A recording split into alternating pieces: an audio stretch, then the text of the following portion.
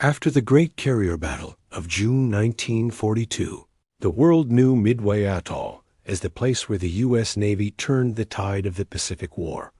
But in the years that followed, Midway held another deeper secret. It became the beating heart of America's most invisible weapon, the submarine fleet.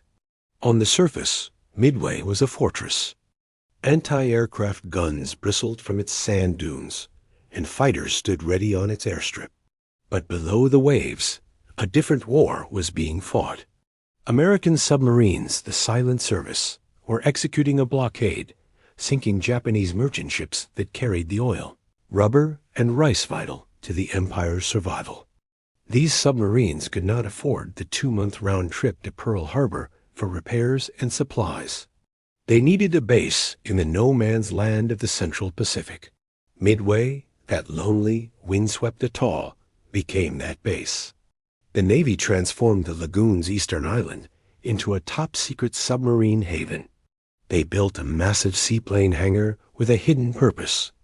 Inside, shielded from prying eyes and enemy bombers, was a fully equipped machine shop.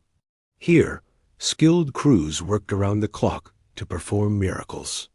They could rebuild diesel engines, repair cracked periscopes, and fabricate new parts from raw steel. A submarine could limp in with a damaged propeller or a malfunctioning torpedo tube and sail out days later, battle-ready. But the most critical work was invisible. Midway became a resupply nexus. At the submarine piers, crews worked under blackout conditions at night. They used special hoists to silently load Mark 14 torpedoes, the submarine's teeth, into the forward and aft tubes. They stacked crates of food into hatches and pumped thousands of gallons of diesel fuel into the tanks. Most importantly, they delivered intelligence.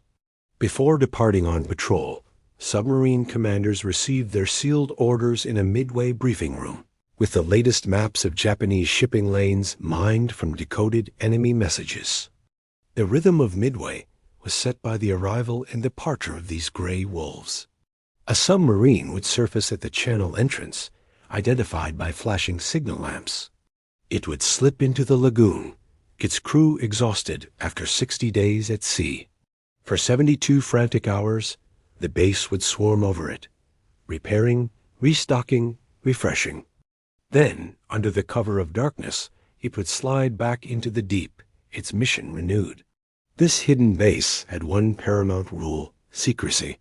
Japanese submarines and patrol planes were a constant threat.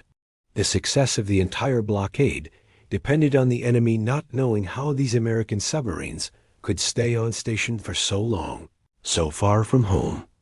Midway was the secret that powered the Phantom Fleet. By 1945, American submarines sustained by bases like Midway had done the impossible.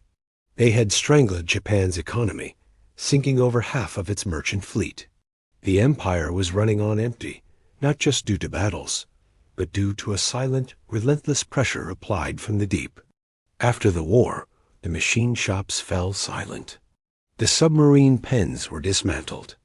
Today, Midway is a wildlife sanctuary, known for its albatross, not its submarines. But for 3 critical years, this tiny atoll was more than a victory monument. It was a secret workshop, a hidden fuel pump, and a lifeline for the force that, without fanfare, won the longest battle of the Pacific War.